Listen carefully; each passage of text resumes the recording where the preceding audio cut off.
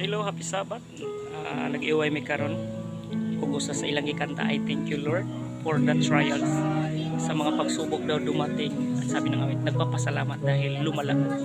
Sana yung mga pagsubok dumadating sa ating buhay ay nagpapalago sa ating pananampalataya sa Diyos at hindi nagpapahiwalay sa Kanya. Ang sabi ng Isaiah 41 verse 9, "Fear not, I am with you. Be not dismayed, for I am your God. I will strengthen you. Yes, I will help you. I will uphold you with my righteous hand." So ang sabi ng verse, huwag kayong matakot sapagat ang Panginoon ay sumasama sa atin sa panahon ng ating mga problema, sa panahon ng ating depression, ang Panginoon ay nandun. Ang context ng Isaiah is about the exile. Sila po yung sasakupin ng Babylon. So yung mga tao ay talagang nakita nila wala na silang pag-asa, nasaan yung Diyos. But sa kabila po ng ganong mga kahirapan na kanilang nakikita at mangyayari sa kanila, ang sabi ni Isaiah, huwag kang matakot, huwag kang mangamba, sapagkat ang Diyos ay kasama mo sa lahat ng iyong laban.